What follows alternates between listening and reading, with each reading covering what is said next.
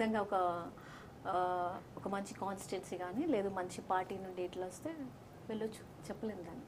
అదేమీ లేదు, నేను వెళ్ళను అదేది లేదు. ఖచ్చితంగా ఒక మంచి ఆపర్చునిటీ వస్తే నేనే కాదు ఏ మహిళ అయినా ఖచ్చితంగా ముందు అడిగేస్తుంది.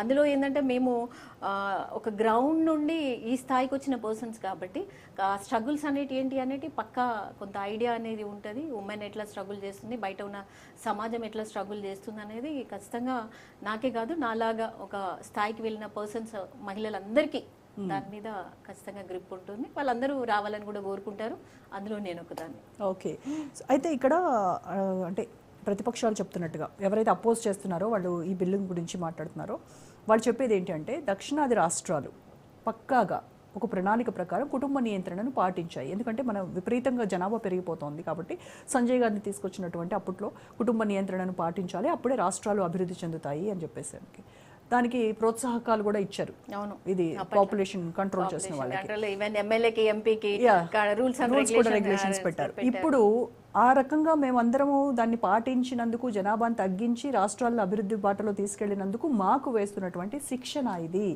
ఇది శిక్ష మాకు అనేసి సదరన్ స్టేట్స్ అడుగుతూ ఉన్నారు. అదే ఇక్కడ అపోజ్ చేస్తున్నటువంటిది. అంటే బీహార్, ఉత్తరప్రదేశ్ లాంటి వాళ్ళు అసలు పాపులేషన్ అక్కడ అసలు నార్థన్ స్టేట్స్ లో ఎక్కడ కూడా ఈ పాపులేషన్ కంట్రోల్ అనేది లేదు, బీభత్సంగా విపరీతంగా జనాభా పెరిగిపోయింది. అలాంటి దగ్గర ఇప్పుడు వాళ్ళకి ఏంటి ఫెచ్చింగ్ 33% డీలిమిటేషన్ ద్వారా అంటే ఇంకా సీట్లు ఎక్కువ పెరుగుతాయి. అది మరి మనకి మైనస్ కదా అనేది వాళ్ళు చెప్తున్నటువంటిది. అంటే ఇప్పుడు మైనస్ అని అనుకుంటే అది మైనస్ అండి, అది ప్లస్ అనుకుంటే ప్లస్ అది. ఎందుకంటే ఇప్పుడు ఇక్కడ నేను చెప్పేది ఒక్కటే, ఓకే దీని ద్వారా మనకి ప్లస్ ఉంది మైనస్ ఉంది, ఎక్కడైనా సరే ఒక దాని ద్వారా ప్లస్ ఉంటుంది మైనస్ ఉంటుంది. కాకపోతే ఇది ఏదైతే కుటుంబం ఏదైతే ఉందో ఒకరికి ఇద్దరు అన్న కాన్సెప్ట్ ఏదైతే ఉందో అది గుడ్ కాన్సెప్ట్ అనే నేను చెప్తాను. ఎందుకు అంటే ఈ రోజుల్లో ఇప్పుడున్న సమాజం ఏదైతే ఉందో బయట మనం చూస్తూ ఉంటే ఆర్థికంగా ఎంత గ్రోత్ ఉంది అనేది అందరికీ తెలిసిన విషయం, ఖర్చు ఎంత పెరిగింది అనేది అందరికీ తెలిసిన విషయమే. ఇప్పుడున్న వాళ్ళు ఒకప్పుడు సర్దుకున్నట్టుగా సర్దుకొని బ్రతకట్లేదు. నాకు కారు కావాలి అంటున్నారు, నాకు మంచి బంగ్లా కావాలి అంటున్నారు, అన్ని రకాలుగా ఫెసిలిటీస్ కోరుకుంటున్నారు.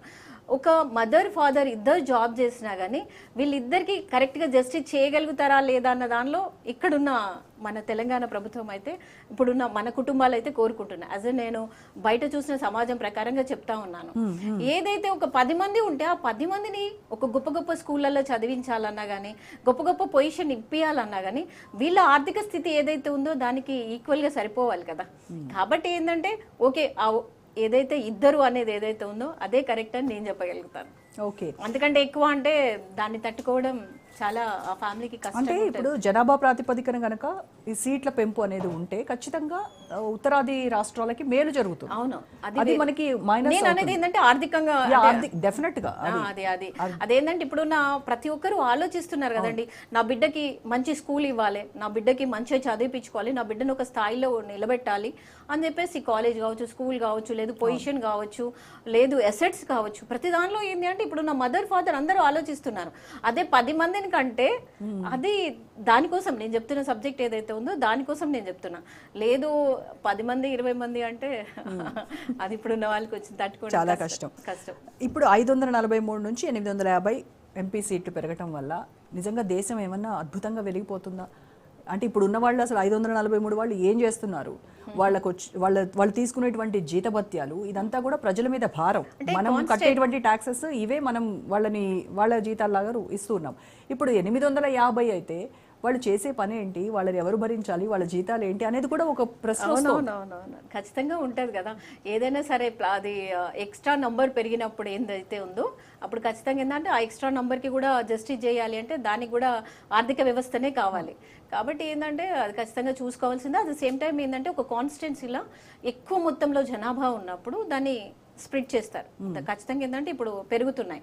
కాకపోతే ఏంటంటే ఏ కాన్స్టిట్యున్సీకి ఎమ్మెల్యే అయినా సరే ఎంపీ అయినా సరే ఎవరైనా సరే ఆ ఉన్న జనాభా ఎంత, అక్కడ ఉన్న సమస్యలు ఎంత, దాన్ని ఖచ్చితంగా ఏంటంటే ఒక ఇంటికి మనము ఒక ఆర్థికంగా మనం ఒక పేపర్ పెట్టుకుంటాం, ఈ నెల ఇంత బడ్జెట్ ఉందబ్బా, ఈ బడ్జెట్లో మనం ఏం చేయగలుగుతున్నాం, మనం ఎంత ఖర్చు చేస్తాం, ఇంకెంత పొదుపు చేస్తాం అనేది ఎలా అయితే ఉందో, అట్ ద సేమ్ టైం ఒక కాన్స్టిట్యున్సీ తీసుకుంటే ఒక ఎమ్మెల్యే అక్కడ ఉన్న ప్లస్ ఏంటి మైనస్ ఏంటి, అక్కడ రావాల్సిన నిధులు ఏంటి, అక్కడ చేయాల్సిన పనులు ఏంటి అనేది ఖచ్చితంగా ఏదో ఒక పదవి కోసమో ఒక పోస్ట్ కోసమో రాకుండా ఖచ్చితంగా దాన్ని ఎందుకు ఛాలెంజింగ్గా తీసుకొని ఒక రోల్ మోడల్ లాగా నిలబెడితే మాత్రం ఓకే, నంబరింగ్ ఏదైనా సరే ఖచ్చితంగా అది జస్ట్ చేసుకోవాలి. ఎస్, ఇప్పుడు మహిళా బిల్లును అన్ని పార్టీలు కూడా స్వాగతిస్తున్నాయి. రావాలి, మహిళలకు కూడా అవకాశం ఉండాలి, వాళ్ళు చట్టసభల్లో అడుగు పెట్టాలి, వాళ్ళు రాజ్యాలు ఏలాలి అని చెప్తున్నారు.